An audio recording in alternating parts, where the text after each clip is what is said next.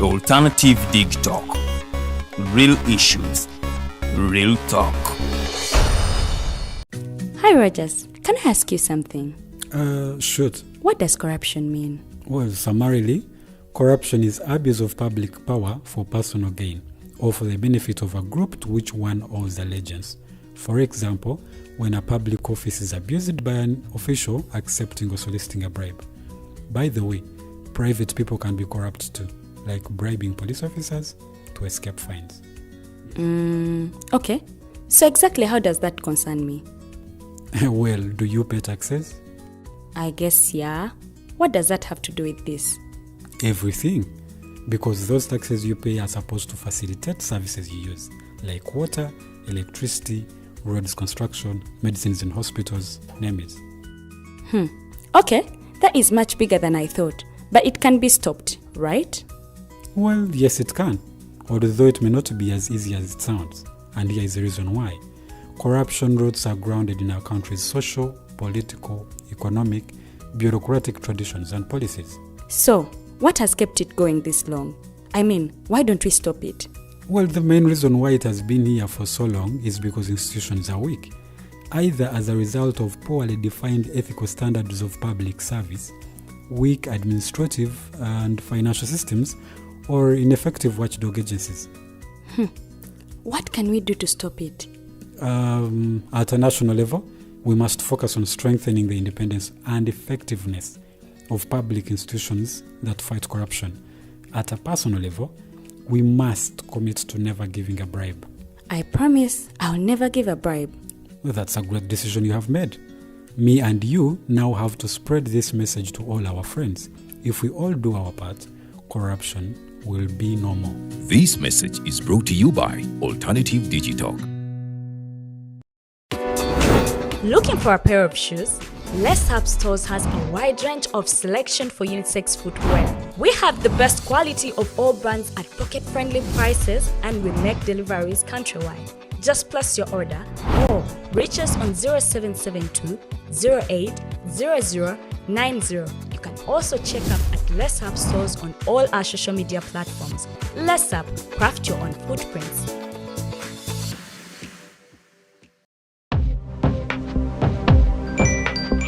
Go to the church, though. Tawali man, what's up? Man, can you imagine people just dump everywhere? Someone drinks water and throws the bottle wherever. Come on, Rogers. What else do you expect people to do with an empty bottle? Simanya now, Bikoda. Did you know that plastics take at least 450 years to decompose? What? That's a long time. Exactly. Because plastics are made out of a lightweight and flexible material that doesn't decompose easily. And plastics everywhere in the environment cause plastic pollution. What is plastic pollution now? It is the accumulation of plastic waste in the environment, like bottles, polythene bags, straws. All of these contribute to plastic pollution. I have been using them without knowing their effect. Yeah, a lot of people have. Plastics are a danger to the ecosystem, both on land and in water. So how can we overcome this problem? Is there something we can do? Oh yes, we can reduce by minimizing the use of plastics, reuse by repurposing them, or recycle by collecting and processing them into new products. Everyone wants to change the world, but no one wants to change themselves for the world. How about we change our habits for the world? And it starts with me and you. This message is brought to you by Alternative Digitalk.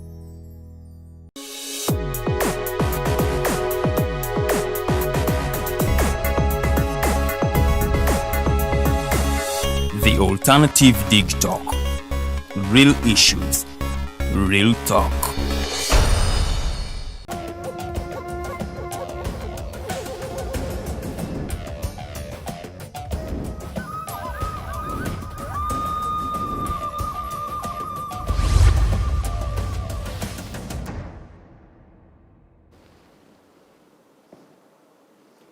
Five minutes past 10 a.m. Ladies and gentlemen, welcome to this edition of the Interface Show. My name is Edgar Matthew Karuhanga. Today is the 26th of August, 2023. Of course, it's a Saturday, and every Saturday, you know, we always have Dr. Kizza Besigye right here to have a conversation with us. But before we delve into our discussion with him, allow me just give you some news details that we've been having throughout the week. The week opened up with some sad news, or rather shocking news, the death of Yevgeny Prigozhin. That was the leader of the Wagner mercenary group in Russia, a group that has been doing a lot of work in Ukraine, then in some countries in Africa, that is Mali, I think they've been in Burkina Faso and the rest. We were surprised after his plane, had a crash, and of course 9 of them died, plus their leader, that is Prigozhin. May his soul rest in eternal peace.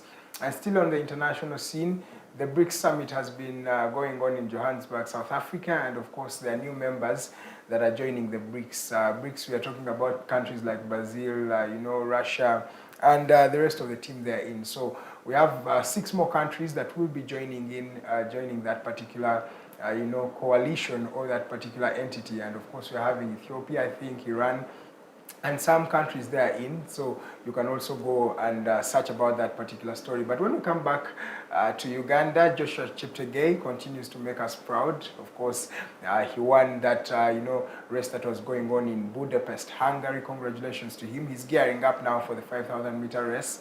That will also be happening right there.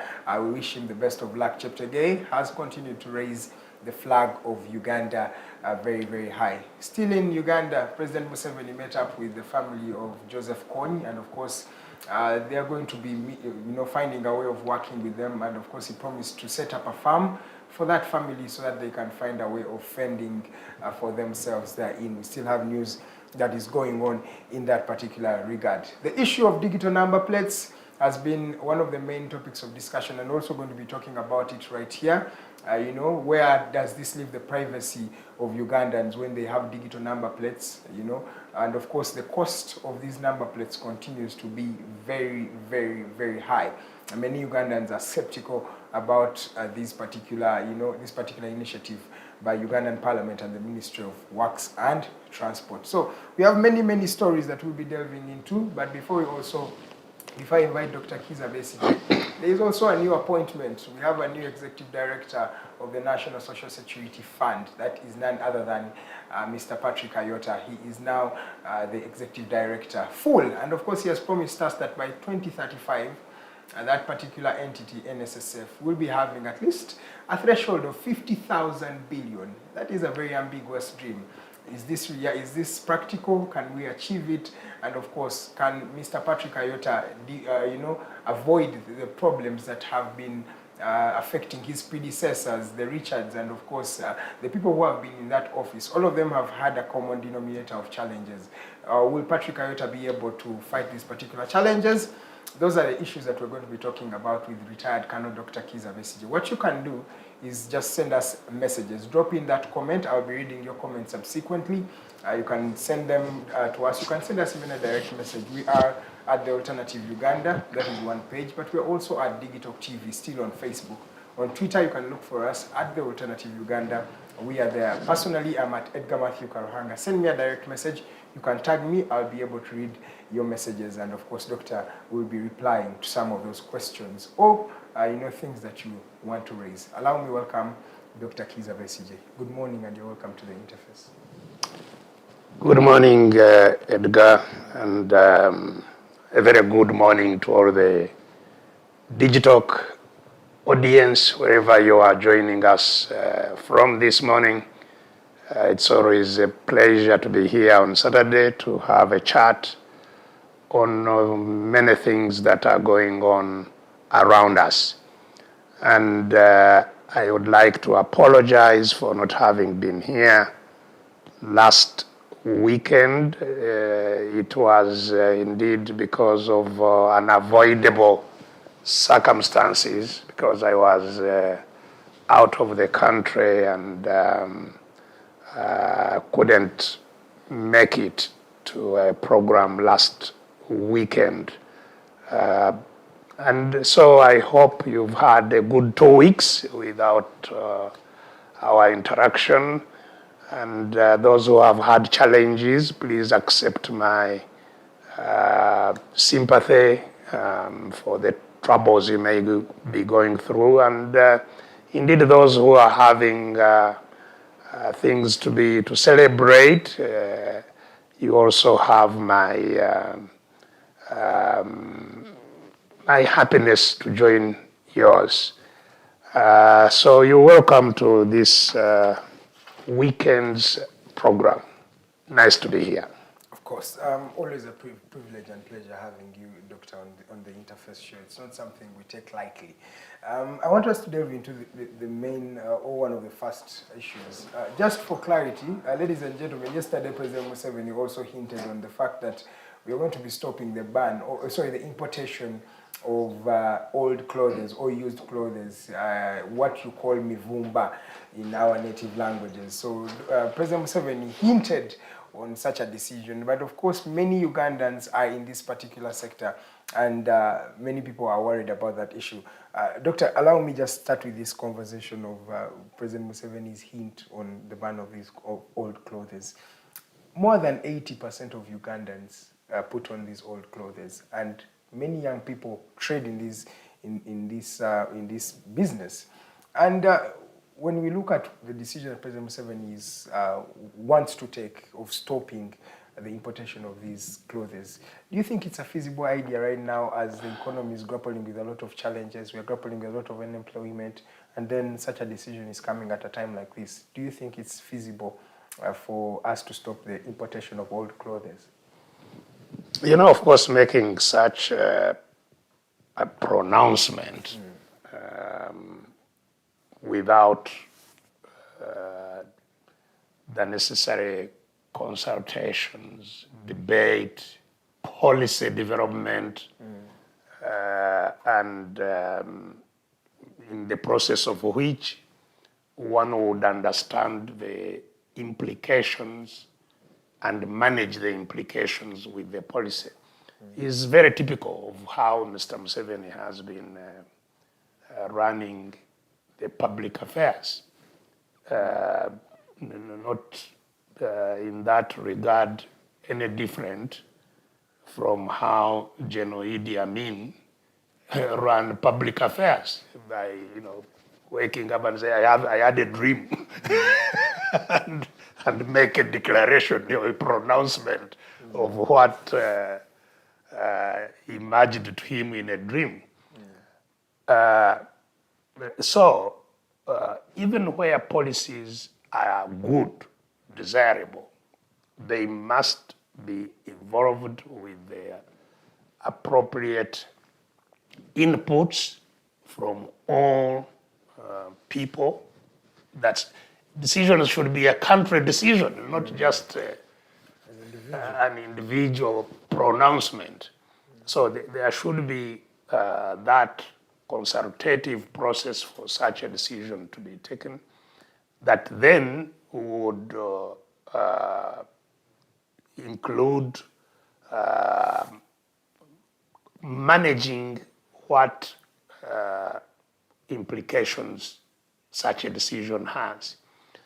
I think, Uganda is not only bedeviled by all the things that are dumped. We are actually, some kind of a garbage heap. The country, the whole country is like a garbage heap. Everything that is no longer used by other people is dumped here. That's what, to that extent, I would sympathize with a person like Mr. Museveni to be a president of a dustbin.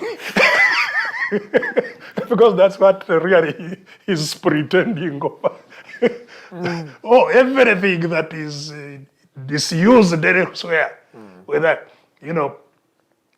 it's vehicles, whether it's fridge, electronics, whether, now I have started seeing toys, anything that is no longer used by other people is thrown into Uganda. It's not just old clothes. Old clothes, of course, now pervade, the whole country's,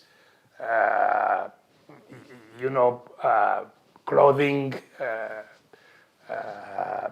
shops, and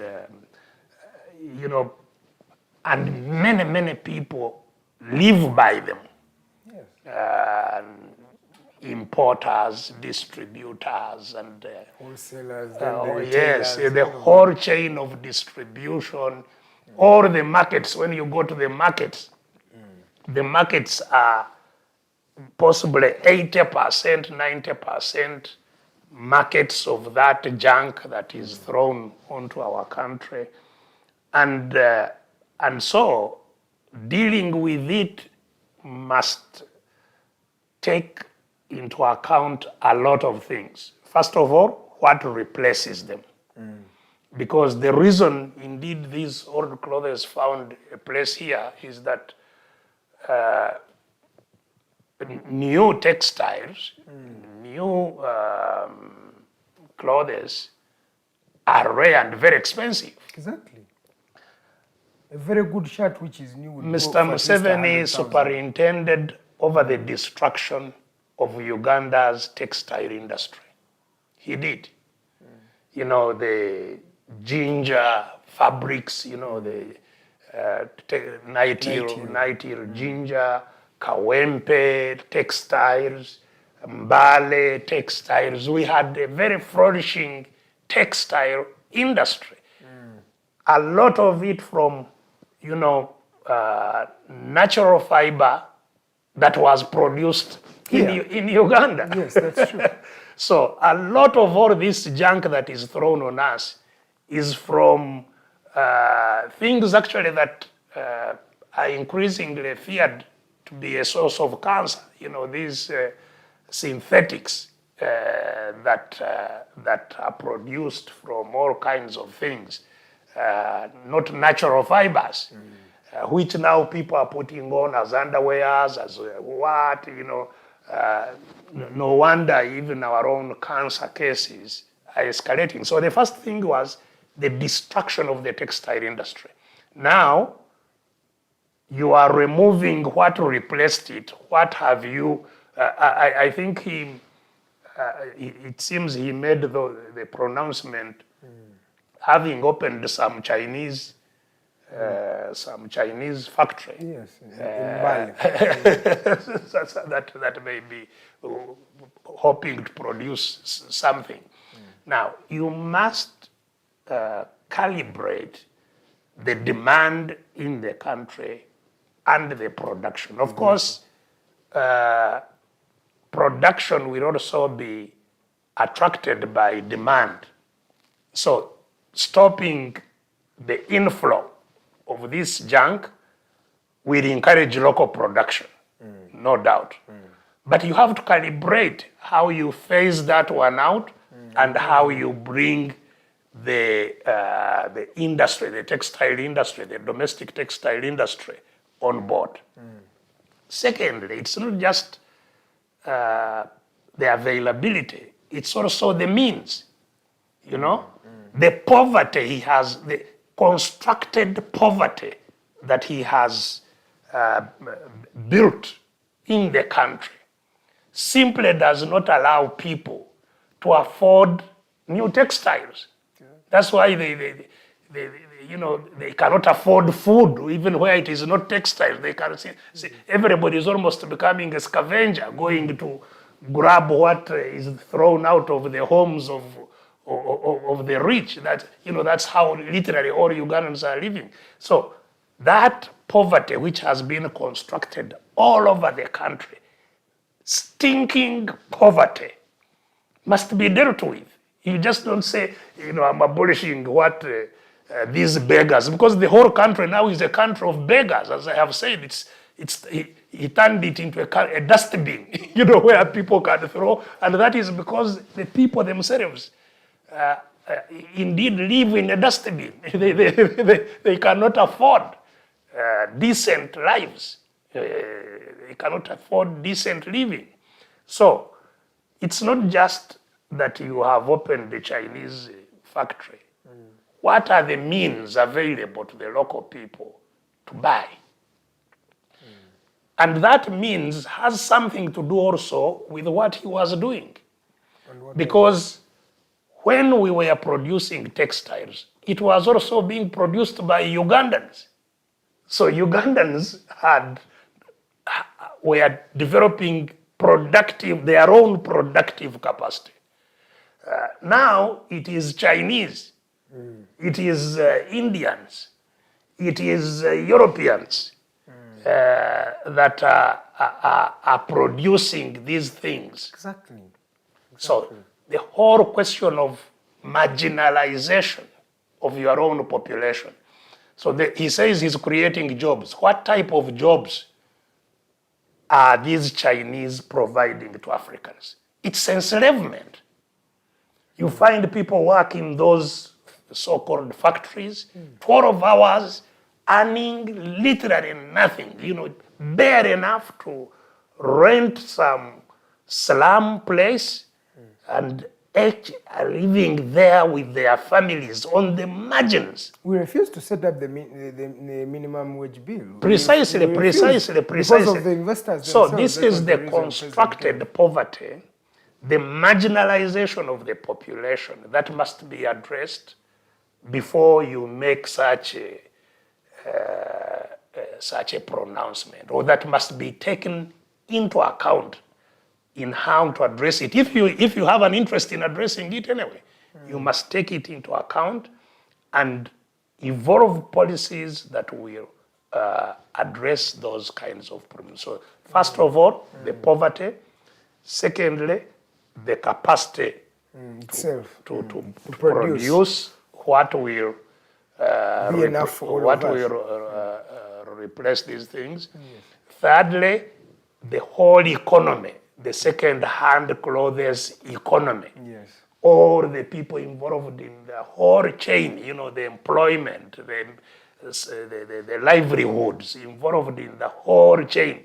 How are you translating that into something else that then can continue to sustain the kinds of people involved? So it's a reckless, it's a reckless statement, desirable as the policy is of, stopping our country from being a dustbin, and having our people put on decently, and using things that are healthy and of standards that should be promoted in the country. So the objective is good. He destroyed that objective. It was there. Yes. He superintended over the destruction of that objective, and now is just really paying lip service. I don't think he's serious. Frankly, I don't think he's serious. Yeah. He failed to stop, the polythene bags, Bovera. Yes, a law has been set up, I think, in 2013. I don't know how many times they have announced we are... 2013, that's when the law was signed. And indeed, the Bovera are a menace. Yes. But it's now 10 years down the road. Yeah, but they are not ended by just, waking up and making a statement. You must do more than just make a statement. Okay. So I think what he's saying needs to be dismissed with the highest contempt that it deserves. The country should condemn what he has done how he has condemned the country into what it is today. That's not what it was. He has condemned it into what it is, although they keep on gloating about economic development and growth. Before you even leave that issue of the growth of the economy, this economy, Doctor, you've hinted on it, that it's run by foreigners, mostly Indians, and they're the people who are running this economy. They're the biggest taxpayers. And Chinese. And some other Asians. But Doctor, what does this mean to the person who's down here? Because we don't understand it. First we read and we say, hey, we are growing, our GDP is this. So you see what it means is what I have been laboring to highlight, that we have to liberate the country. You see, colonization, which mainly emphasized the coming of foreigners to control the politics and the wealth of the country. That's what colonization meant. Yes, sir. People coming, taking control of the politics and of the wealth of the country. And we fought colonialism very, very seriously. That colonialism has not ended. Yes. Though they started talking about neo-colonialism as if it was even new. There is nothing new. Museveni is as a colonist as the British were, in the fact that he continues to control the politics just like it was controlled by foreigners, continues to control and deprive Ugandans of their wealth, just as the colonialists were. So what it simply means is that we have to liberate the country so that we make decisions affecting our country, ourselves. We control the wealth and use it as we want ourselves, not those who have captured the country. And unless that is solved, the whole question of capture of our country, capture of state power, whether by foreigners, whether by some black-looking people, it doesn't matter. It is the fact that you have captured politics, captured wealth, and wealth creation. As long as you have that, whether you term it colonizer or whatever, the effect is exactly the same. And to get out of it, the means is exactly the same. Whether the person who is colonizing us is white, yellow, blue, or what, doesn't matter. We are being colonized, and we must solve that. But do we have the capacity of running the economy like these Asians are doing it? Do we really have the capacity? Of course. And you have to actually credit Ugandans' innovation, creativity, entrepreneurship, in spite of being colonized. You have to give it to us. You see, the way people here still fend for themselves and develop and create all kinds of things is unbelievable. You know, don't think that even just people creating what was now being deemed a tourist attraction, the Rolexes and so on. It's just the creativity of people and how they can feed others at a large scale with small cost and so on. How people, continue to feed themselves in spite of all this situation that is turned against them is incredible. So the creativity, the entrepreneurship of Ugandans is not in doubt. The question is the opportunity, the fact that they have no opportunity. And that is what must be fought for, so that we have a unique opportunity and even a privileged opportunity as Ugandans against foreigners. We should have privileges of being citizens over others in how our market is used and how our resources are used. Okay, thank you so much, Doctor, on that particular issue. Doctor, let's delve into the appointment of Patrick Ayota. He has been appointed as the Executive Director now of the National Social Security Fund.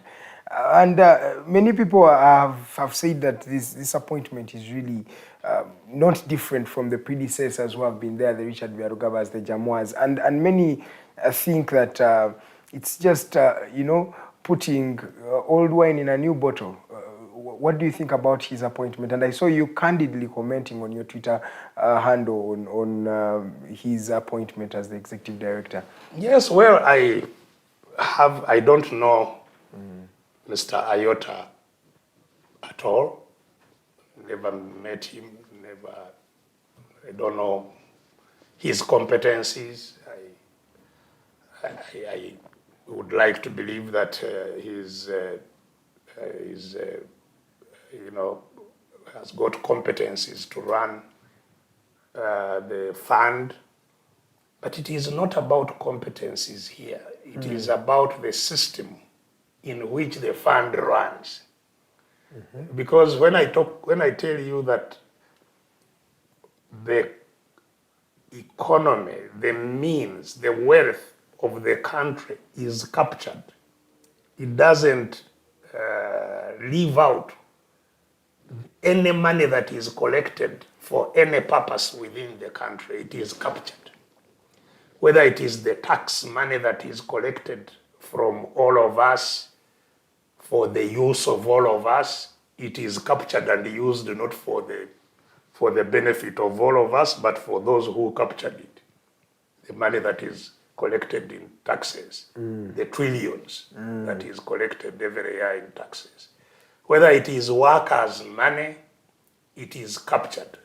And regardless of which workers, whether it's the workers' money in NSSF, whether it's workers' money in Wazalendo and other funds of the military, whether it is workers' money in the police itself. Whether it is any money that is collected in the country is captured and controlled by those who captured the country. You may have read in the gymnastics that had been going on in the fund, in the NSSF, over the last 2 years. And one thing that will intrigue you is the presence of Saleh. Yes. Salim Saleh in NSSF. What would he be doing there? You know? You said 2 years, but it's more than even 2 years. No, I'm just talking about the current, most recent. Yes, the one which has eventually led to The dismissal of Richard. yes, and now and appointment of the appointment of this. You know, you'll find Saleh at the center of it. In fact, I hear from what I hear, the reluctance of the dismissed MD to give money to Saleh, that it was to be used in buying maize for that they have some kind of a grain association, and they wanted to trade, to use money of NSSF to go into trading in their maize association. And so Saleh approached the fund. He wanted 40 billion. Yeah. And they were reluctant to give it to him. I read that article. And the reason they were reluctant is indeed because the policy, the investment policy, the NSSF has an investment policy that did not cover the areas where they wanted to take this money. There was no, it was a risk area. Even in the best of circumstances, even if the one who was doing it was not Saleh, even in the best of circumstances, it would be a risk, grain trade is a very risky. The idea isn't that feasible. So the reluctance triggered off all what we have been seeing, the injection of, and of course there was also the question of the minister who had also wanted 6 billion to carry out some awareness. I think she wanted to increase awareness, to mobilize for NSSF so that they have more savers. She wanted 6 billion, and there was also reluctance in giving that money. So the bottom line, NSSF money will continue to go like our tax money, like any other money that is collected, like the money we borrow from anywhere, it ends up in the big tummies around Mr. Museveni's home. That is where all that money will end, sooner or later, because that's the place that captured the country, the politics, the economy. And NSSF has been especially very attractive to these predators, the Museveni home predator, because it collects a lot of cash on a daily basis, NSSF. So, and the cash is there. So it's just like revenue authority. It's very, very attractive to be raided. And that's why all its leaders have ended up in trouble, because they find themselves in a catch-22 situation. First of all, the only way to get into the leadership is to leak the bombs of these people that captured the country. If they think you will not play their game, you will not get the job. So you have to be in their good books to get the job. But once you've got the job, the only way of holding it is to do things that are literally criminal. To get the fund, the workers' money, and give it to them without due diligence. And if you do it, you are doomed, because later on when you are captured as having done it, they will stay away from you. You say, how could you do that? They leave you to hang on your own. If you don't give it to them, they hang you themselves. So either way, you are doomed. And that is why, the first manager of that fund was during the Museveni time, because it was only revived in 85. NSSF had completely died. It was revived in 85, shortly before NRM took power. When NRM took power, there was a man called Katembwe. Katembwe was a distinguished manager, very competent, experienced manager. He took over the fund and was the first one to really, in a very, very serious way and in over a short time, to raise its savings to become very attractive for the thieves. Yes, please. And he left in very, similar circumstances. He was eventually pushed out because the force on him to release the money was too much, and he resisted until he was unceremoniously thrown out. I think he too nearly went to prison. There was investigation for some time, but anyway, he was thrown out. Since then, all the leaders that have gotten there have ended up in trouble. The minister, and even the fund has been, sometimes it is in finance, sometimes it is in the Ministry of Gender and Labor and whatever. Again, mainly to try and get it where it can be more easily raided. It has been, its control has been oscillating. Minister Bakoko Bakolo, who has been in exile, Yes. ran away because of the money of the fund. And she has been talking about how she literally survived to run away from the pressures of the first family.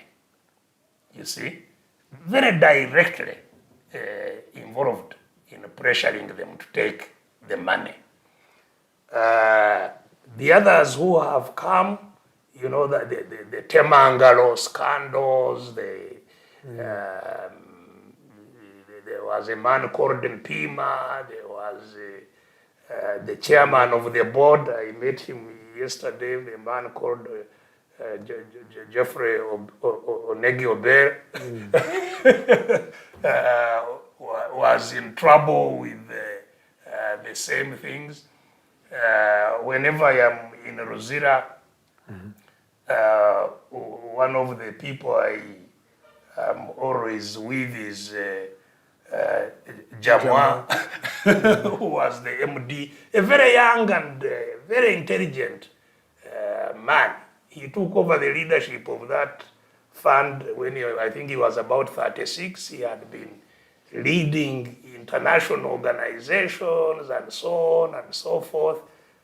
But the moment he stepped there and got,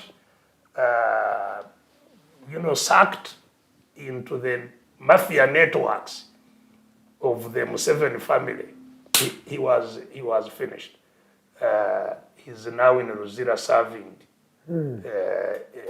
a sentence, I think, of 10 or 15 years. Then came in this Byarugaba, who has somehow survived for a bit of time. And I suspect that survival was because he was playing. Yes, he was playing the game of those who keep him there, or who keep them there. Until I think it became too much. Because you see, COVID created a problem for many people. And so the raiding of public funds became, I think, greater than it was before. And I think he realized he was in trouble if he went on to do that. And also COVID had imposed a new thing on them, the midterm.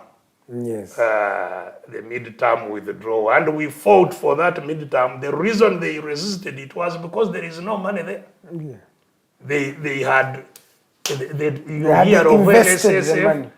But it's a share, there is nothing. So until they resisted, until they collected, because they collect a lot, as I said, every year. So now they are surviving on paying midterm from the collections they make, the current collections. And now, so the pressures for Saleh's maize, so I think was putting the fund into extreme distress. And I think that's why they didn't play game. But what it means is that that fund will continue to suffer as it has suffered. Along the way, one of the people, a friend of mine, Professor Mondo Kagonyera, was also involved in it. And he nearly went to prison, poor man. So it is going to continue. And that's why I was saying, that now the mix of Amongi, who has now appointed, because Amongi, the minister Amongi, in the short time she has been in the government, I think she has also distinguished herself as a deal maker. So there is Minister Amongi, there is Ayota, and there is Mr. Akandwanaho. This triple A, Ayota, Amongi, Akandwanaho.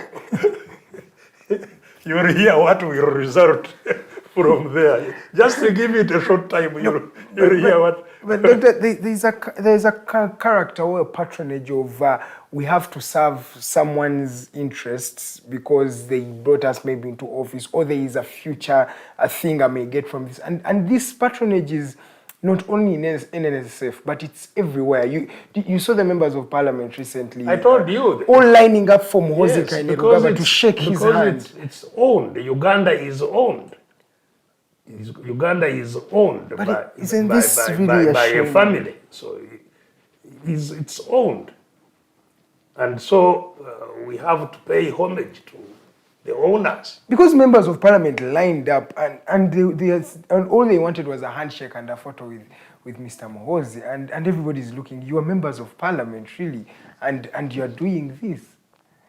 Yeah, but I mean, you know that even that name they are carrying is really no longer due to them, that they are members of parliament. No, I think, I think the quality of parliament is far beneath the name that it holds. And again, this has happened, deliberately, because I've been, again, talking about the deliberate commercialization of politics. Commercialization and alongside the terror that meets those in politics who don't conform. So increasingly, only people indeed who will, worship those who captured the country filter through into parliament, regardless of what type of people they are. And so it's not surprising. It's not surprising. It's really no longer a parliament that one can look at with any form of respect. Okay. Speaking of parliament, by the way, there is an article that came out that was claiming that retired Colonel Dr. Kizza Besigye had influence in the decision of Anita Among to refuse the dismissal of Ssemujju Nganda from the position of party whip in parliament for the Forum for Democratic Change. I don't know if you have read this particular article, or if you haven't, but then what does this speak of people who say that you have a hand, an invisible hand in the politics? Do you want to clear air on this particular article for those who have read it? If I have any influence anywhere, I will be glad. Really? Yes, the influence is good. To have influence. Influencing the Speaker of Parliament. Influencing anything is good. What is wrong is undue influence. When you have undue influence. Undue influence is when you use means that is illegitimate to influence others. Either you blackmail them, you intimidate them, you threaten them, you buy them, you give them money, or that is undue influence. But otherwise, if what you say influences others, whoever they are, I wouldn't have any problem with that. But coming to your question, Yes. why would anybody even waste a breath to influence someone so that he becomes a whip of FDC? What is a whip? The whip gets an allowance of 2 million shillings. A whip is doing a lot of things. Yes, but what He's traveling. in the broad scheme of things, whether in FDC or anywhere else, what influence is a whip of FDC? Even Basarirwa, who is the sole member of a parliament, is a whip of his party in the parliament. This has no influence whatsoever. It's just to help the members of the party. It's like a prefect, like a monitor in a class. Class monitor. Yeah. To make sure that call them, it's time to go back to class. It is, it's a small function that only happens within parliament. And even there, it's really hardly, it doesn't have any significant meaning, even within parliament. So why would I waste any breath in trying to influence, I don't know who, so that somebody is a whip or not a whip? I wouldn't, you know. I don't consider that I've told you, even the whole parliament, I hold it in great contempt. Later on to go and influence what goes on there. No, I think, frankly, Yes. we need to put our side, our effort in liberating the country, which from the influences that have killed all our institutions, because, you know, parliament is dead, judiciary is dead, the criminal justice system as a whole is dead, DPP, what, they are dead, you know, and a country cannot, you know, survive for long without systems. And so, rather than spend a lot of time talking about trivial things, really the country needs to focus and work extremely hard and fast to reorganize the whole country. Because talking about what goes on in a dead parliament is not very helpful. Okay, allow me just go through some of the messages that have been sent by our viewers. Thank you so much for watching us. We have 51 minutes past the top of the hour of 10. Thank you so much. I can see Aineviona Innocent, you are watching. You say we appreciate his consistency as far as the liberation struggle is concerned. Then Brooke Williams Chukomeko, thank you so much, sir, for watching. He also thanks you, says, thank you, KB, for educating the country. Then Ethan Mwine has a long message here. Allow me read it. He says, there are two kinds of states, those that are extractive and those that are inclusive. Economic growth and prosperity are associated with inclusive economic and political institutions, while extractive institutions typically lead stagnation and poverty. Extractive states suppress economic and personal freedoms, extinguishing incentives for innovation and wealth creating activities. A small elite group tends to control the pipeline of extraction through predatory behaviors such as theft of state resources, corruption, forceful appropriation of contracts and state assets, clientelism, and coercion.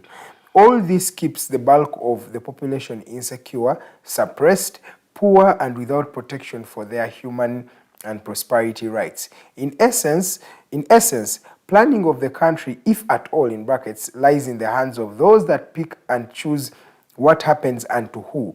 Having said that, Doctor, do you think with the current international law and resource imbalance, Ugandans on their own can run and sustain these factories? He continues to say, we can discuss independence another day. I don't even think it was Africans who initiated their independence efforts and movements, or it was the superpowers who fueled the processes for how it would eventually benefit them. Thank you so much for the show. I'm following from Ankara, Turkey. Thank you so much for following from Ankara, Turkey. Well, first of all, the narrative he presents, yes, sir, is well discussed in a book called Why Nations Fail, by Robinson, a man called Robinson and Achemagulu. And he's right about the extractive institutions and inclusive ones. And what we have here are the typical extractive institutions, and therefore the trajectory we are on is to become a failed state. That is perfectly all right. But regarding what he asks about whether it is possible to have industries by Ugandans, industrialization by Ugandans, certainly it is. you know, these industrialized countries of the East, you know, whether it's, you know, the Asian countries, have industrialized in just the last 30, 40 years. But there's something different they've been doing that we're not yet doing. Yeah, but so it's a question of what you decide to do. What they have done, we could do. There is nothing they have done that we cannot do or that any community cannot do. And, but the lacking part is leadership. And that is the crisis really that we have in Africa. Because it's the leadership that will turn the fortunes so that the population becomes empowered. Yes. Because so leadership will turn the wheel, but in order to sustain the turning of the wheel, the population must be empowered. But the population will not be empowered unless we have a leadership that can empower the population. But eventually, the guarantor for good governance, for democratic systems, is the population, not the leaders. Because you may have a good leader today, tomorrow you may have a bad one, and they can undo what the good ones did. But once you have some good leaders for a reasonable period of time, then the changes, the transformation they create will empower the people to now keep on driving their countries forward. That's what we have lacked since independence. In some countries, there was slightly better leadership than others, which therefore engendered more stability, engendered more empowerment for citizens. Yeah, but when you talk about the issue of leadership, then it gives me a good example of Tanzania under John Pombe Magufuli. It did not need a long time for them to transition from you know, a third world country to a middle income country. This gentleman took 5 years. It was enough. Yeah, but I think that may be overstated. You know, so Tanzania too had developed capacity and has continued to develop capacity in spite of all its challenges, right from independence. So that's why they have not had serious disruption of the militaries coming in and wars and insurgencies and so on. So that governance system that was built by Nyerere has helped Tanzania. The creation of a national culture is there in Tanzania, which you don't find in most other countries. The fact that they all speak Kiswahili, that's not how it was. It was developed. And that is empowerment of the population, because all Tanzanians can communicate in all levels, including in class, in parliament, in Kiswahili. All these were developments that took good leadership at some stage to achieve. And indeed the confidence, the building of confidence among citizens that citizens can, that we can, that is all very important, and it takes leadership to achieve that. Yes, leadership is critical, and having a bit of time for that to empower the population is important. And once the population is empowered, then you can no longer have bad leaders. Because anybody who starts, you know, behaving funnily in leadership, the empowered population will be able to quickly eject them. Okay, we just have 1 minute to 11 a.m. It's now time we go in for a short commercial break. When we come back, I want to delve into a conversation of politics now, because political parties are gearing up for 2026. We are hearing the National Unity Platform going for a countrywide mobilization. FDC is also preparing the same. But the question I have for you, Doctor, is what do you think the political parties, all these people who are leading the opposition, or the oppressed as you like to call them, what can they do in this time? Should they prepare for elections 2026, which is something you have not been advocating for? What can we be doing at a time like this to transition, or something that will be more impactful, rather than doing the normal politics of going and police is going to come and disrupt, and it's going to be the same cycle that we've seen over the last 20 years. Ladies and gentlemen, let's go for a short commercial break. My name is Edgar Matthew Karuhanga. This is Digitalk TV. I'm still with retired Colonel Dr. Kizza Besigye. Let's go for a short commercial break.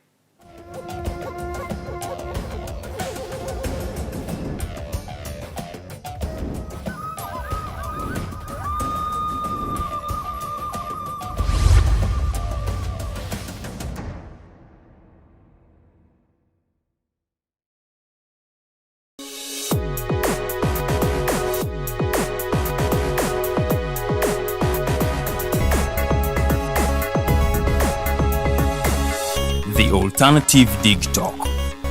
Real issues, real talk. Looking for a pair of shoes? Let's Up Stores has a wide range of selection for unisex footwear. We have the best quality of all brands at pocket-friendly prices, and we make deliveries countrywide. Just place your order or reach us on 0772 08 0090. You can also check up at Let's Up Stores on all our social media platforms. Let's Up, craft your own footprints.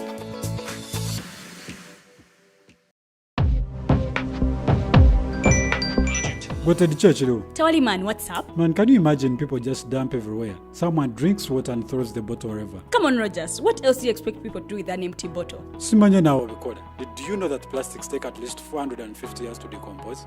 What? That's a long time. Exactly. Because plastics are made out of a lightweight and flexible material that doesn't decompose easily.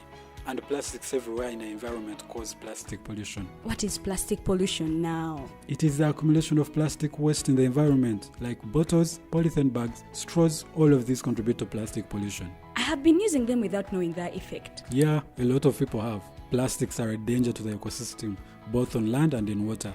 So how can we overcome this problem? Is there something we can do? Oh yes, we can reduce by minimizing the use of plastics, reuse by repurposing them, or recycle by collecting and processing them into new products. Everyone wants to change the world, but no one wants to change themselves for the world. How about we change our habits for the world? And it starts with me and you. This message is brought to you by Alternative Digitalk. Are you craving for that special meal that will entice your taste buds and leave you with lasting thrilling memories? Look no further. Spice Island Bulenga has got your answer.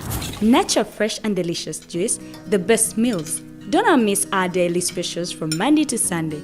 Pizza Wednesday, Saturday Pizza Bonanza, you buy one and take two.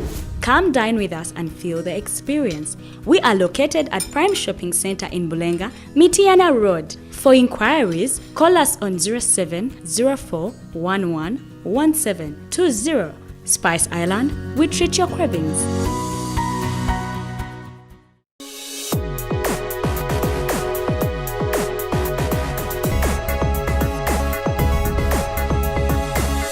The Alternative Digitalk. Real issues, real talk.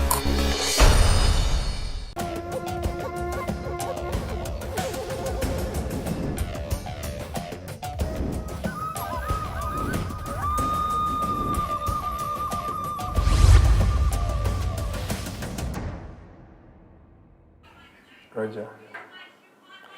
Welcome back from that short commercial break, ladies and gentlemen. My name is Edgar Matthew Karuhanga. This is the Interface Show.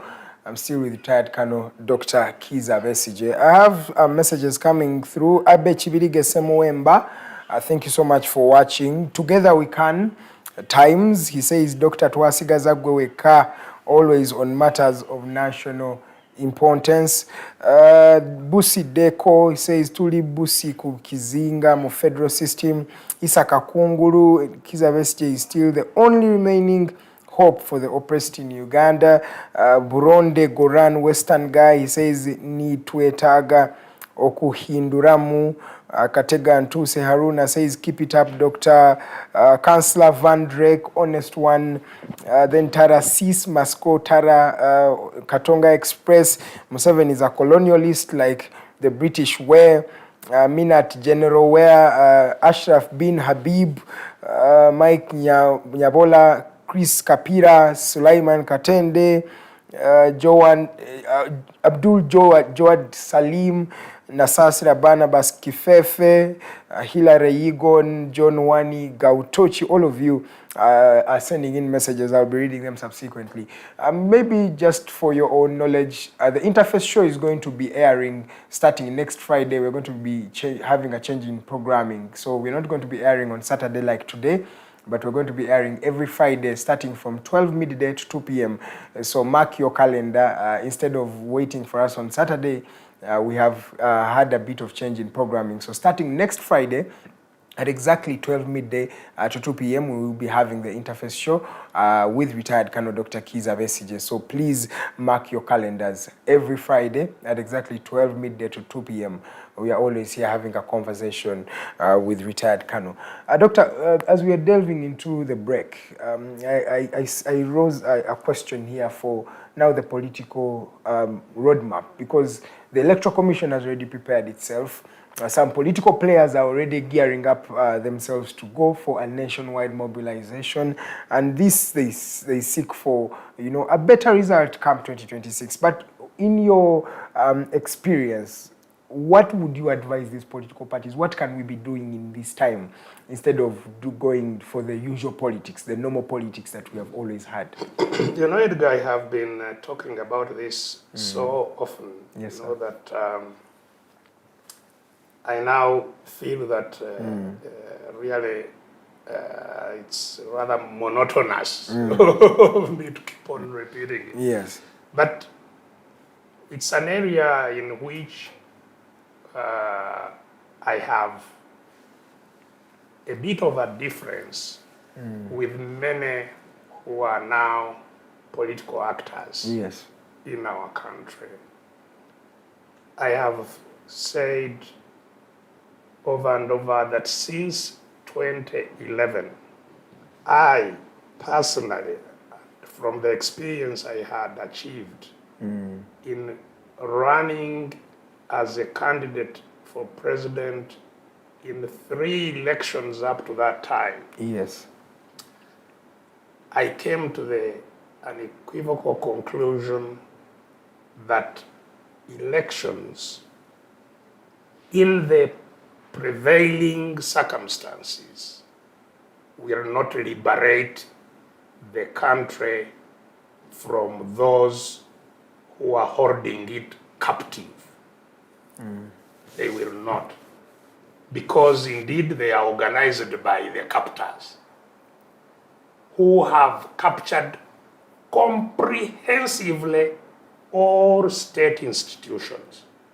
So all state institutions are in the full capture or captivity of the Museveni family. All of them.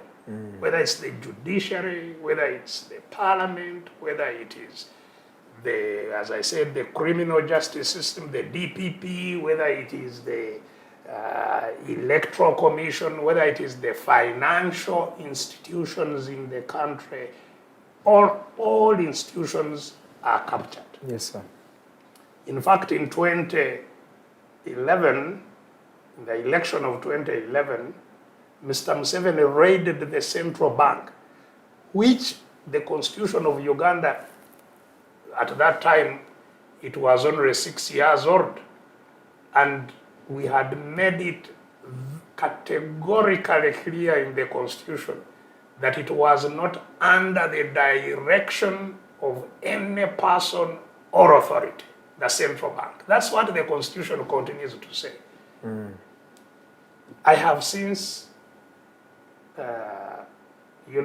shown the people of Uganda many letters of Mr. Museveni directing in writing the central bank, and the central bank indeed implementing his directions. So, very clearly, the Constitution of Uganda, as we knew it, as was promulgated in 1995, was torn apart long time ago. The Constitution is Mr. Museveni. What he wants becomes the Constitution. It's not what is in the book. Yes. And so, captured institutions, captured economy, and all state resources, impoverished country, impoverished by design, by policy, to impoverish everyone except those whom they choose to work with, their cronies. You know, in that kind of an environment, and the captor being the organizer of elections, those elections will never free the country. Whether you have one opposition candidate, because that's what I think many people have been saying that we can gear up behind one person. Candidate, it doesn't matter whether if there are two on the ballot paper, him and his doesn't president. matter whether you have one candidate, whether you have million candidates, it doesn't matter in what form you come, you will not be announced a winner. Because the one announcing is the one you are contesting with. You are not contesting, the contest is not, FDC candidate against NRM candidate. Absolutely not. It is whoever it is as literally individuals against the state. What is called the NRM is the state. It's not a party. Yes, sir. The state. And the state is in the embodiment of Mr. Museveni and his family. That is the state we are talking about. Not the NRM, that there is an NRM secretariat or there is an NRM chairman here, I don't know, SEC or what. All those are just, facades. The state is Mr. Museveni. Just like, at some stage, Mobutu was, is remembered to have said that he is the state. L'état c'est moi. He said, I am the state. And he was right, he was the state. The state of Uganda is Mr. Museveni. The constitution of Uganda is Mr. Museveni. The economy of Uganda is Mr. Museveni. Now, the military and all other institutions of Uganda are Mr. Museveni. In those kind of circumstances, Yes, sir. elections are simply organized completely as a facade. It's a killing ground for people who wander into that ground without realizing what ground they are wandering into.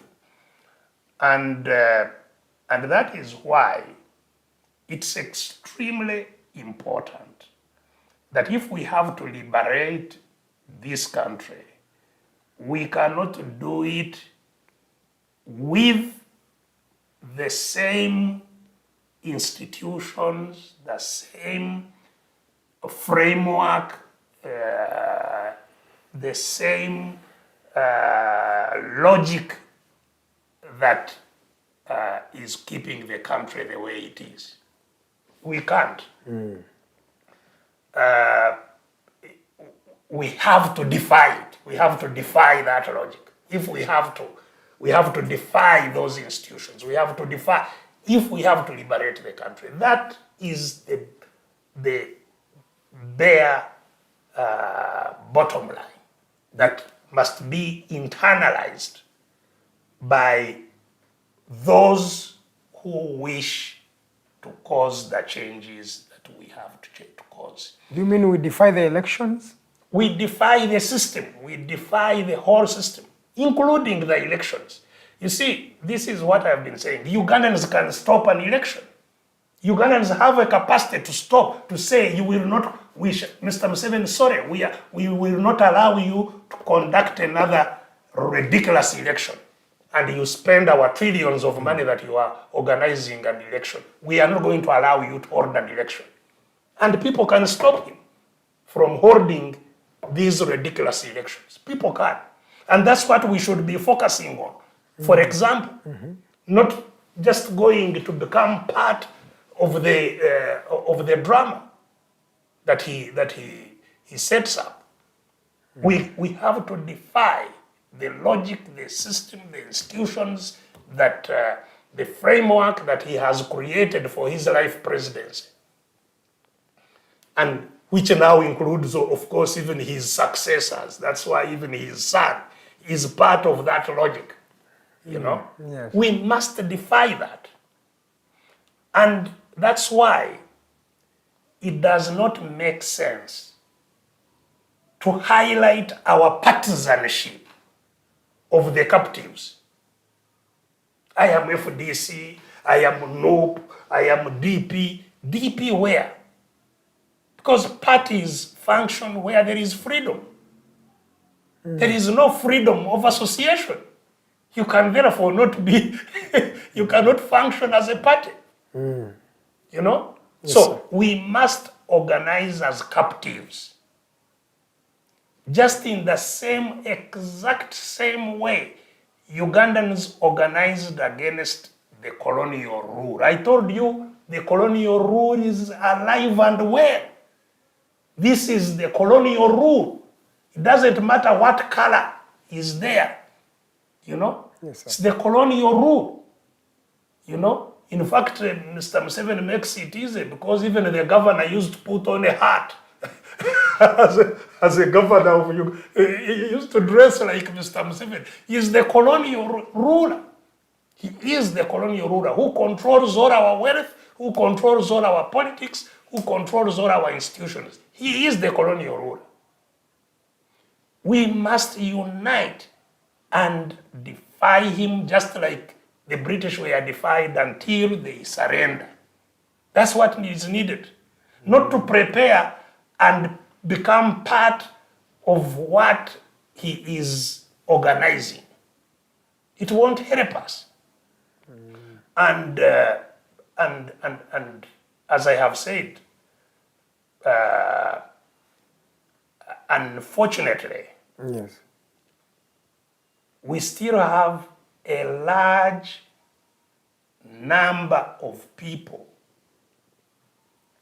in the politics as our political elites, or even leaders, if you like, who are not focused on liberation, but are focused on getting into positions. Getting a job. Yes, getting into positions doesn't matter under what system. They are focused on getting into positions. I am an MP, honorable MP, in a house that, as I have told you, has absolutely no power. But I am an MP. You saw Mr. Museveni ridicule the mayor of the capital city, Kampala, the honorable, his worship, his lordship, Elias Rukwago. Yeah, these are just the kufuru, you know, the chains, that is all. This was Mr. Museveni saying, the Lord Mayor is just chains, the kufuru, just we poured water into the power, there is no power. And that's the reality. We have a Lord Mayor, he's there, they buy for him a vehicle and put there a symbol that he's a Lord Mayor, but he cannot decide anything. All power is exercised by elsewhere.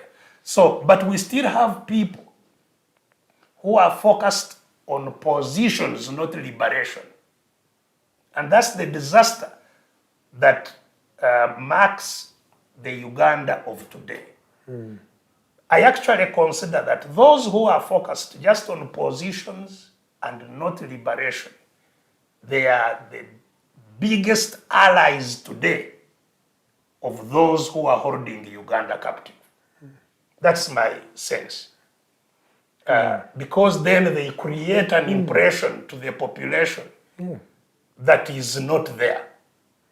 And there's also legitimizing. Yes, this is the whole thing. This is the whole thing. They become part of the legitimization process. And go to parliament, become councillors, become all these kinds of useless things. Because they have been made attractive, you see. The reason that happens is that part of the commercialization of politics has been to make political offices very attractive, though without any power. Very attractive to the holder. So you get high salaries, you know. A member of parliament will get about $10,000 per month, get a free, I think they get about $60,000 to buy a vehicle, donation to the MP, $60,000, go and buy a vehicle. They get about $10,000 of salary every month. They get other many allowances. When they travel abroad, which they often do, they get $700 per diem every night. They earn $700. So it goes for a trip of 10 days, $7,000 and so on. This is very attractive. And so we'll not mind sitting there in a captured parliament, in a captured country. And so our leaders, and especially those who now really masquerade as opposition leaders, increasingly they are the problem, because then we confuse the population that, you know, we are fighting for them, whereas not. There is no way you can fight for the population from that parliament. There is absolutely no way. And that's why, you know, even when it becomes ridiculous, when ridiculous positions are taken, sometimes they say we are boycotting parliament. They go on the steps of parliament and sit there for a day, and then they go back when nothing has changed. Because they cannot change anything. So they are just, you know, and this is whether you are in the local government, whether you are in the urban authorities, wherever you are simply serving the person who captured the country, who is destroying the country, using it for their own purposes, not for the purposes of Ugandans. And the sooner we clarify ourselves on this, the sooner we then will be able to, in a meaningful way, get this information to the population. But the population are trying to get this information too knows it. We know that these people are getting money and they're enjoying themselves. Yes, but and I think that has even weakened the population more. Because they say the people we thought would understand us and that is are also enjoying themselves. That is the danger that increasingly one faces if we don't give them what it is they should do. Just knowing that nothing is going to change for them is not good enough. But what message are we giving, we who purport to be their leaders? What message are we giving them about what they should do? For example, towards the next election, what is our message to them? That is not crystallized, it's not coming through in a manner that will galvanize people to do the right thing. So some people are saying, no, we can still achieve something in that election. let's organize, let's do this, maybe now let's go with one candidate, now let's do this, now let's have more vote protection, maybe we should now have electronics to help us. There will be all kinds of mixed messages that create confusion about what people should do. So people know that they are facing a disastrous leadership. They know that. They know that, I mean, Museveni has been here for 40 years. No amount of good liar can lie for 40 years and people still believe it. So everybody knows that Museveni is up to no good. I don't think even the least endowed in terms of mental ability now know that their situation is not going to be changed by the Museveni regime. I think they know. But the question is, so what should they do? How do they organize themselves to do it? And that's the element that leadership provides. And so we are challenged, and I think it is critical that we answer that challenge. So you were talking about parties and the party activities. Yes. You see, the reason even the parties indeed are being taken over is, first of all, its structure. Political parties will hardly survive on their own because the population which should form the membership of these parties has no capacity to sustain the parties. And so the parties will be sustained by the state and therefore taken over. So the question is, how do we organize to get out of this capture? And like I have said, the way we fought against British rule must be the way we fight against Museveni rule. And how did you do because that? Museveni is a British colonizer in a black skin. He's not any. In fact, he's worse. He's much worse. Because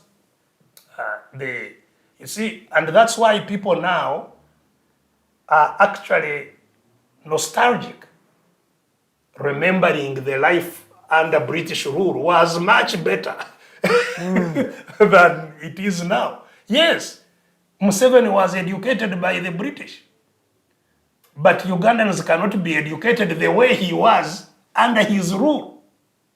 You see, from a poor family, he could get education up to university under a system established by colonial rule. Under his own colonial rule, that is not possible. Under the British colonial rule, people would leave school and get jobs. Under his own colonial rule, it's not possible. So he has fared much worse than the original colonizers. But the question is, how do we get out of this colonial situation that we are in now? Yes. And I'm saying the approach must be the same that succeeded to a certain extent, at any rate, to end the British colonial rule. How we organized, what we did not vote them out, we fought them. And we did not fight with guns that time. And I think we shouldn't fight with guns even now, because that's what we tried when we went to the bush, in which I was a participant. Yes. And we have now at least demonstrated that guns will not liberate us from other guns. Exactly. They will become the new problem. And so what we did before independence is as relevant, was as relevant then as it is now. Defiance? Yes, we must organize. Organize is a must. We must organize so that we speak with one voice. We act in concert, that we are coordinated and act in concert. And we must resist, not comply with the system that is colonizing us. We must resist it, we must defy it, we must not cooperate with it, and that is the way to break it down. That's just the thing, defiance, but you must do that. But the question is, what is the process of doing defiance? Do we organize in homesteads and saying maybe today we are not going to open up shops? What are those tangible mechanisms through which? Have popular linkages, which we should build. Have popular linkages that coordinate us in what we say, in what we do. And that is the function of the leadership which I'm talking about. The reason that it has not happened is that we have failed as leaders to achieve that. It took time, even for defeating the British, it took 70 years. They were here, and they were, again, they were more competent in keeping us colonized than these ones. These ones have very little competence. Even tools to keep us, they don't, even guns, they depend on those of others. The other ones were making their own guns. These ones, in fact, it's also a dumping ground of guns. Museveni's dustbin does not only include old clothes, it even includes old guns, junk helicopters, junk AP armored vehicles, you know, the junks from the First World War, Second World War, the anti-apartheid struggle, all the junk is here. So this one is a far less competent colonizer. Is a far less competent manager of an economy. And that's why he just now depends on debts, on borrowing. So he's very weak. And the sooner we organize and push him out, the better. Yes, Doctor. And this is the time. So you were asking 2026. I think, first of all, even if one wanted actually to contest as a candidate and under the Museveni system and logic, it would still serve a very good purpose to build a defiance force to do so. So that, because even there, your only chance depends on defiantly galvanizing support and projecting it against them, not on, being treated fairly or whatever. So the preoccupation now must be to organize for liberation, not just for contestation in an election, but to organize for liberation. That is the urgent mission we have, as far as I'm concerned. You understand that mission, but have you tried to reach out to other political players? Because in this case, you need these political players. They have a lot of people who support them, and many people believe in them, like how many people still believe in you, retired Kano, as their leader. Have you tried to reach out to these other leaders and then asking them maybe, yes, maybe not not successfully, but not because of not trying. And we should not tire in engaging each other, so that there is some commonality in our understanding. We should not tire. I mean, as leaders. And of course, over and beyond communicating amongst ourselves as leaders, the reason indeed I come all the way from Wakiso district where I stay to this place to talk to you is to use your airwaves to talk to the wider society. So it should be both talking amongst ourselves, but also talking to the population, so that the population also increasingly understands the dynamics and that the population indeed eventually asserts itself. Because this is a situation, the liberation we are talking about is not a liberation that will be really achieved through some messiah that, it's Besigye who is going to cause the liberation. The population must understand that they have a direct responsibility to free themselves. And so getting information to them to build their will, their political will, is equally important. And this is what we must increasingly do. You are talking about going around the country and mobilizing. Yes, I think we must move around the country and mobilize to whatever extent is possible, using whatever means that are possible, including being as creative as we can to make sure that people get the message.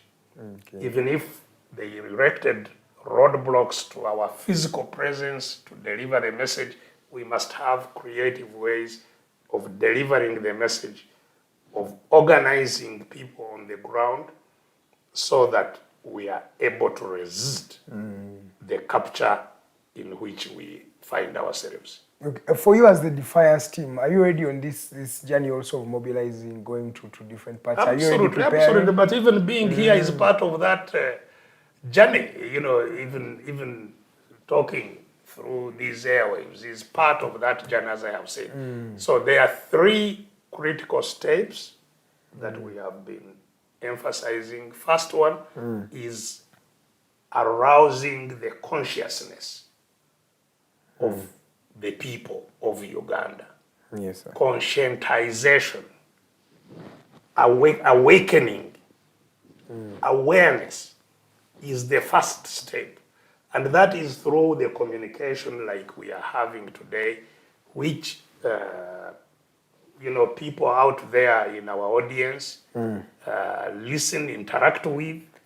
If they are persuaded by what we are saying, then as the common saying is now, then they must share also.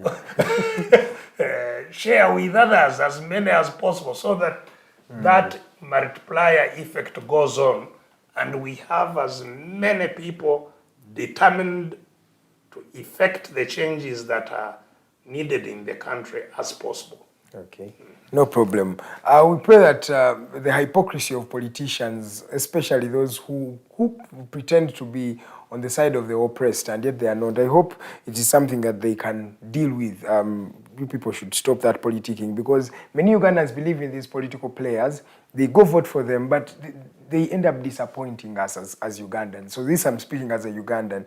If you are still in that, camouflage, please. That is the politics we are tired of. The reason they disappoint you all the time is because they can disappoint you and get away with it. Exactly. So you must be the deterrent for anybody who disappoints by demonstrating your total rejection of what they are doing, denouncing them, and so on. But it's like the thieves in government. The reason they continue stealing is because actually by stealing they become heroes. Exactly. A thief comes, including the recent ones, the Mabati, everybody knows all these people who stole Mabati of Karamoja. Did you listen to the speech that was given by Amos Lugolobi while he was in his constituency? No, and he's all trying to pretend as if stealing is something small, and he was stealing for his people, that I'm getting a national cake for you, and those are the words in Luganda, and everybody's and the people are clapping themselves. That's why to some extent I believe that we are the problems as Ugandans. So that's why awakening at the bottom is critical. Okay, doctor. And unless the leaders know that you are dissatisfied with what they are doing, they'll continue being hypocritical, as you are saying. Sure, let's talk about the new driving licenses, the electronic driving licenses. First of all, Doctor, these electronic licenses are very expensive to procure, and I think every individual who is owning a car has to procure one. Then there's also the issue of privacy. You can see me wherever I am, whether I'm in Gulu, judging by my number plate, you can know that Karuhanga is this way. Do you think this is a feasible idea, even though we want to develop as a country? Because that is part of development, digitization, and of course growing, and this is the narrative that is in Europe and the rest of the world. Do you think we are ready for such a change at a time like this? Well, you see, policies are always double-edged. There is a benefit and there is a cost. And good policies must have a good cost-benefit analysis. You know, to say, this is what we want to achieve as a benefit. This is what it costs us to achieve that. Just like what we were discussing with the old clothes, you know, you have a policy, but what is its cost? What is its benefit? How do you link up both to make sure that you don't create more problems than you are trying to solve? And so, yes, security benefits may be there in terms of digitizing vehicle identities.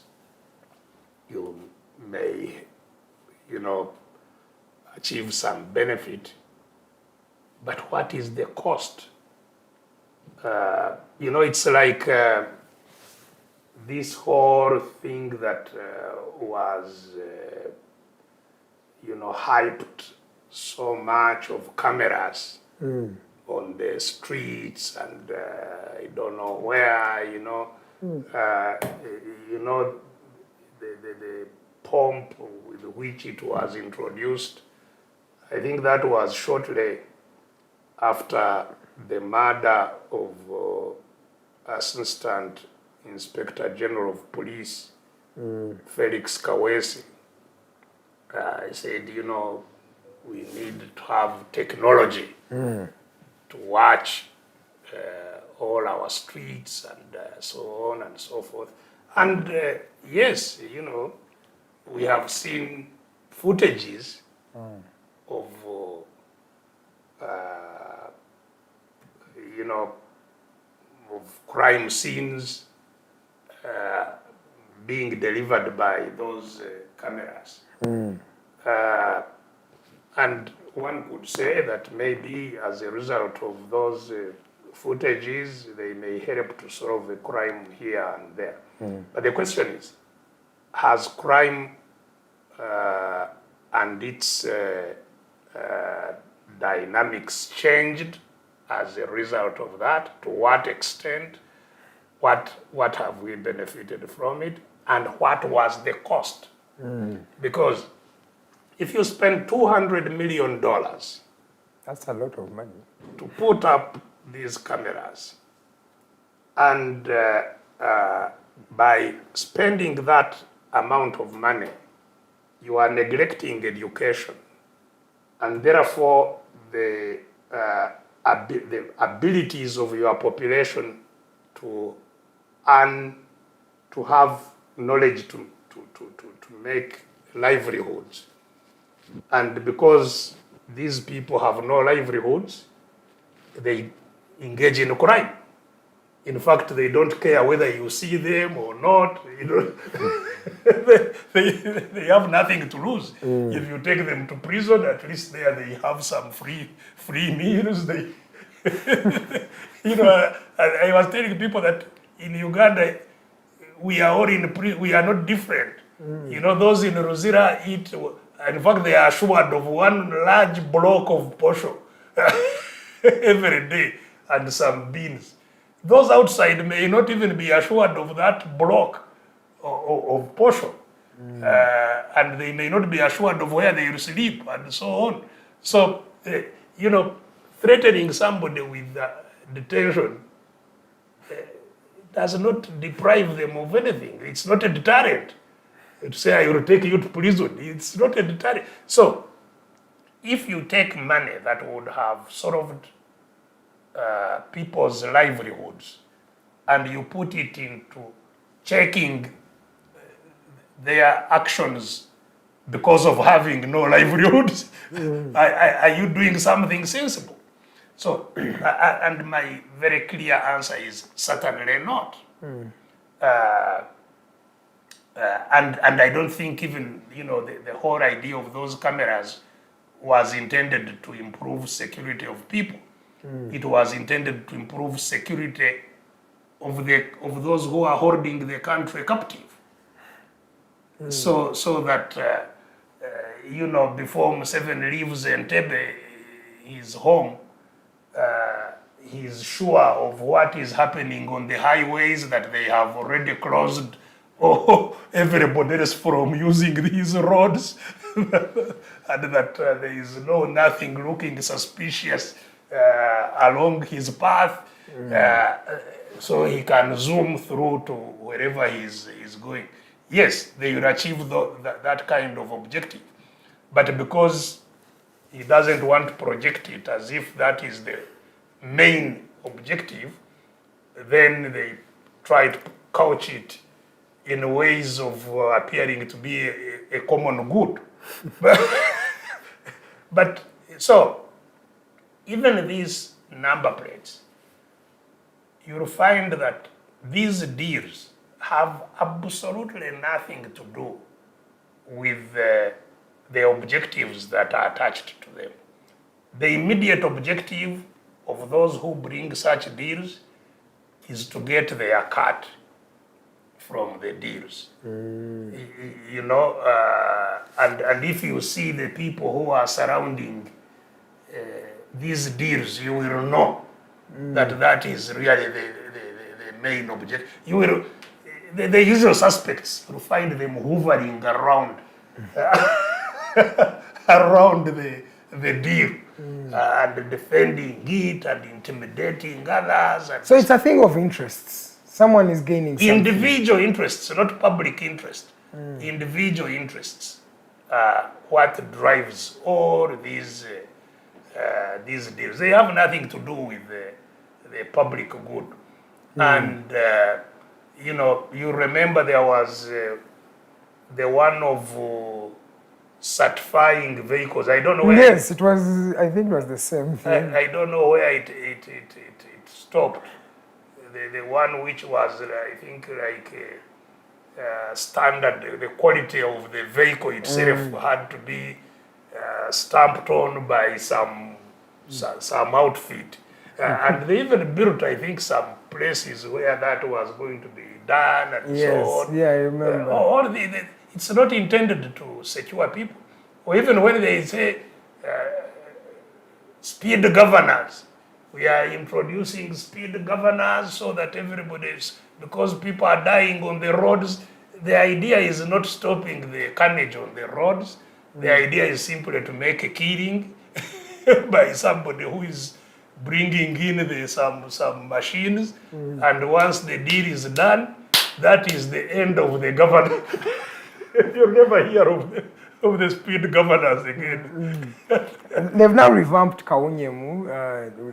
We are revamping it again. So, but I hope it will do something. These number plates are, I think, a killing for some people. That's why even those who are supposed to be managing it are arguing and quarreling amongst themselves. Otafire saying, I am the person in charge of internal affairs. I don't know anything about this, and this cannot be a good thing. And then Parliament is trying to investigate. Then some people say, please stop there the investigation, and so on and so forth. All this is simply the gymnastics of the mafia state. It's just mafia at work. It's like when you are traveling on the road and there is a warning about road works, so that you reduce your speed. when you see all these things, you will see a signboard, mafia at work. You know that. They have to say ahead of you. Thank you so much, Dr. Kizza Besigye. 10 minutes to end this show. Allow me to go through some of your messages. Please continue sending in these messages. If you have a question to Dr. Kizza Besigye, please share it. If you have a comment, it's still okay. You can please share it with me and I'll be reading them subsequently. Let me start off with Katonga Express, who has quoted what you said.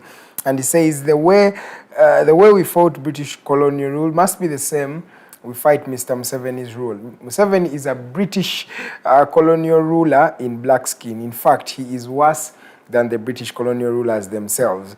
Kapapula Umar, he says, positional politicians are the biggest problem in our struggle. They don't care, misleading the population. The main focus is just winning elective offices. And I think Dr. Kizza Besigye also mentioned that. Tumusime Robert, you better do whatever it takes, otherwise the junta's son is determined to take over power. Yeah, you better do whatever it takes, otherwise the junta's son is determined to take power. Ahmad Sakali says, thanks. Baka Gold, our love for you will never diminish, Dr. Besigye. Just imagine your level of intellect and compare it with Bobi Wine, who is accusing Serek of helping Segirinya. Long live Kizza. Now I don't know how you brought in Bobi Wine and juxtapose him to retired colonel. Wekilira Robert says, recently also acted like Museveni. Nabimanya Moses, this doctor is a blessing to Uganda.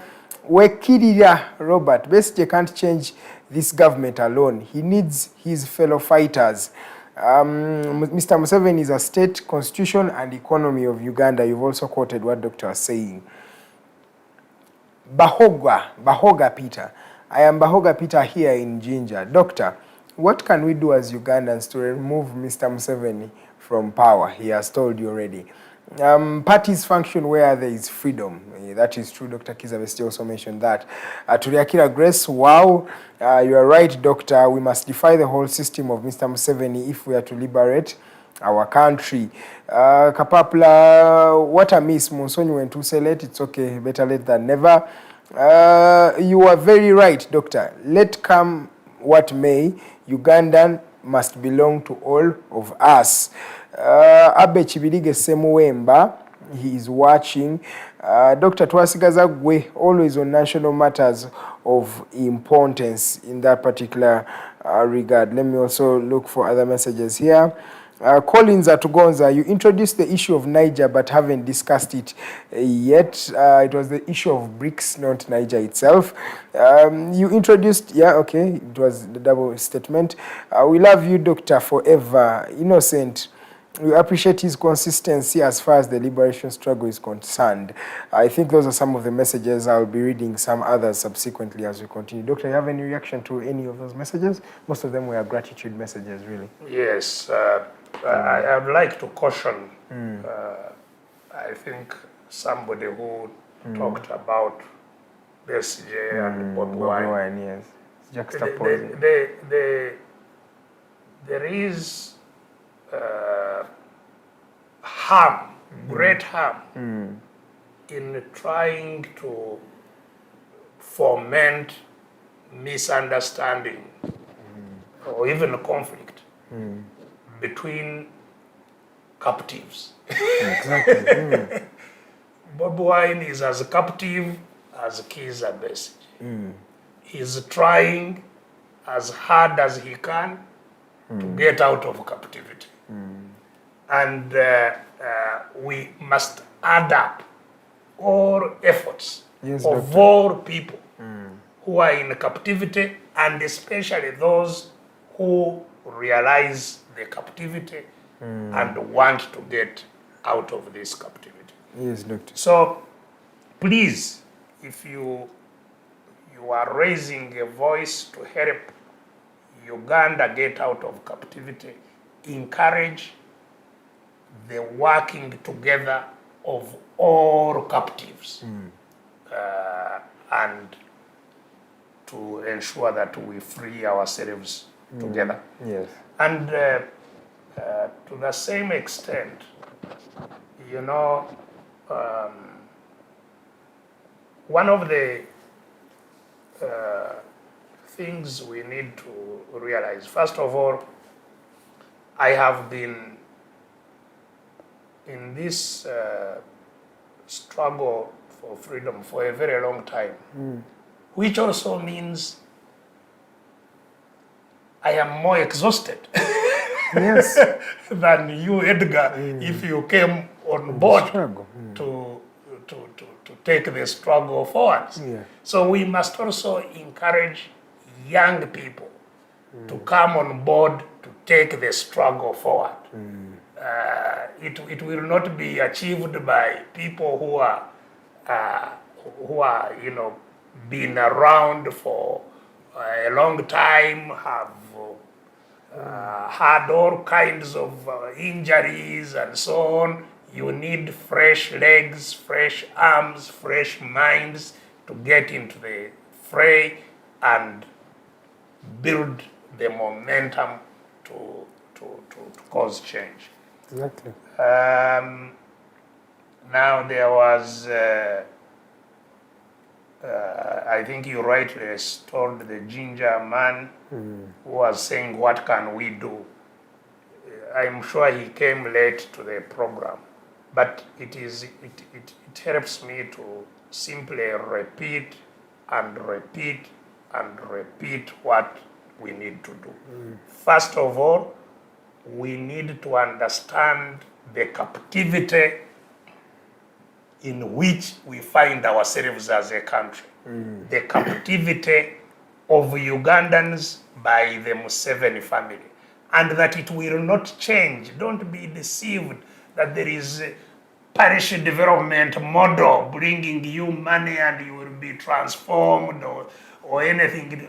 It will not happen that we are making a road to your home.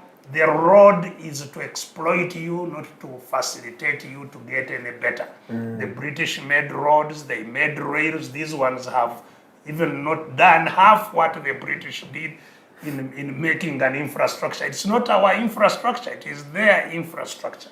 So let's not be deceived. The first thing we need to do is to understand and cause others to similarly understand that we are in captivity. Our situation will not change unless we free ourselves from this captivity. So the first thing is awareness. Secondly, organize. Success is for the organized. We must organize and organize for action, not organize just for talking or for going to throw a piece of paper in a box held by our captors. We must organize for action to free ourselves. Yeah, as you conclude. And that is what we are going to be continue talking about. How do we organize when we come nearer to you? Because some of the means we use to organize, we don't need to popularize it here because they will try to block them so that we don't organize. So some of the means we shall continue to talk quietly on how we organize. And lastly, we must boldly take action to resist the captivity in which we find ourselves. Before you give us your parting shots, allow me to reiterate to the viewers who are watching us right now that starting next Friday, we are going to be airing the Interface show on Friday from 12 p.m. to 2 p.m. So please do not miss. It's not going to be on Saturday like it is today. Starting next Friday, it's going to be happening on Friday, that is 12 to 2 p.m. So don't miss retired Colonel Dr. Kizza Besigye on Digitalk TV every Friday from 12 p.m. To 2 p.m. Doctor, your parting shots. Just also to underscore what you have just said. Weekends, we've found them tricky, and I have missed quite a number of programs because there is a lot going on in weekends. So please kindly understand why it's necessary to shift from Saturday to Friday.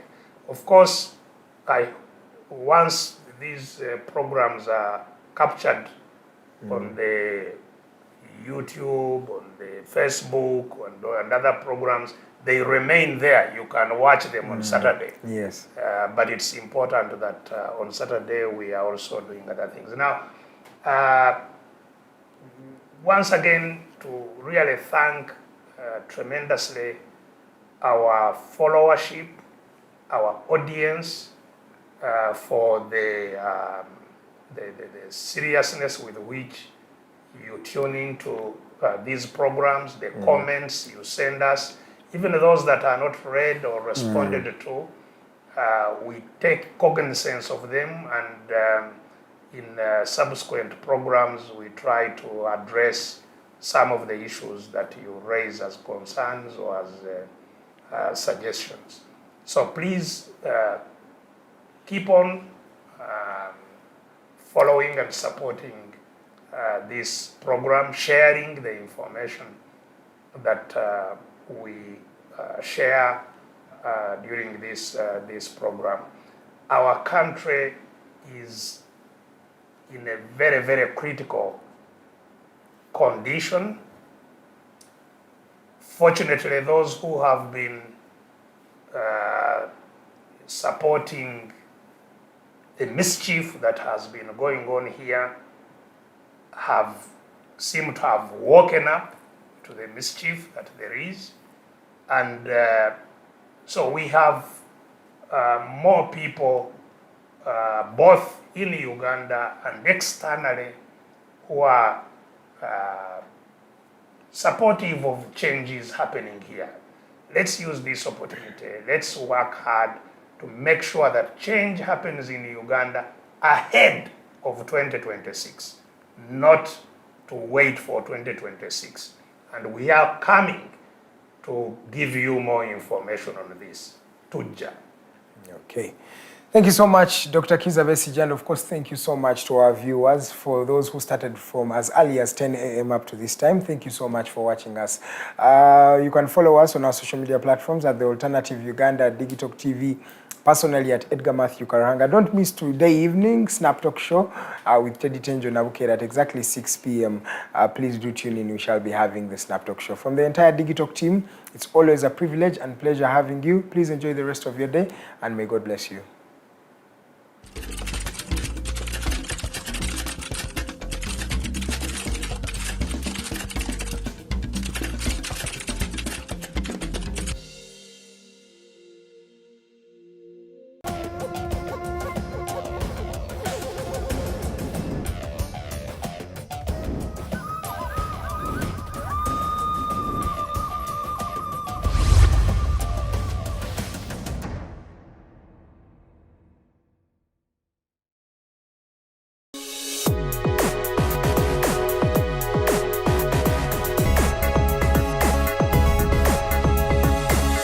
The Alternative Digitalk.